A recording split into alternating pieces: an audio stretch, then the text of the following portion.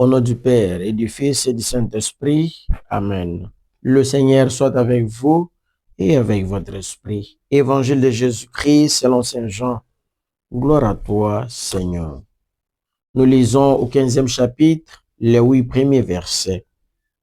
En ce temps-là, Jésus disait à ses disciples, « Moi, je suis la vraie vigne et mon Père est le vigneron. Tout sarment qui est à moi, mais qui ne porte pas de fruits, mon Père l'enlève.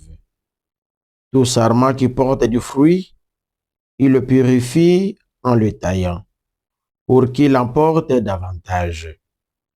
Mais vous, déjà vous voici purifiés grâce à la parole que je vous ai dite.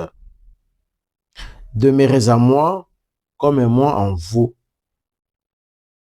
De même que le sarment ne peut pas porter de fruits par lui-même s'il ne demeure pas sur la vigne. De même vous non plus, si vous ne demeurez pas en moi. Moi, je suis la vigne et vous les sarments. Celui qui demeure à moi, en qui je demeure, celui-là porte beaucoup de fruits, car en dehors de moi, vous ne pouvez rien faire. Si quelqu'un ne demeure pas en moi, il est comme les sarments jetés dehors et il se dessèche. Les sarments secs, on les ramasse, on les jette au feu et ils brûlent. Si vous demeurez en moi et que mes paroles demeurent en vous, demandez tout ce que vous voulez et cela se réalisera pour vous. Ce qui fait la gloire de mon Père, c'est que vous portiez beaucoup de fruits et que vous soyez pour moi des disciples. Acclamons la parole de Dieu. Louange à toi, Seigneur Jésus. Mes bien-aimés dans le Christ, mercredi 6 mai 2026. Le texte liturgique proposé par l'Église Notre Mère. La première lecture est tirée du livre des Actes des Apôtres au 15e chapitre, les 6 premiers versets, puis le psaume 121 pour la méditation et l'évangile de Jésus-Christ selon Saint Jean au 15e chapitre, les 8 premiers versets. Les mots-clés de notre méditation, c'est être les disciples du Christ, puis le Christ, la vraie vigne.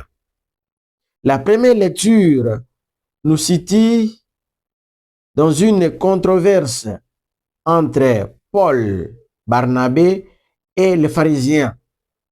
Les pharisiens qui annoncent pour qu'on puisse accepter les païens convertis, ils doivent être circoncis et garder la loi mosaïque.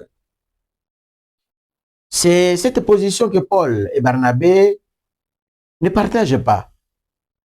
Et le choix de l'Église, que la question soit traitée auprès des apôtres et les anciens à Jérusalem.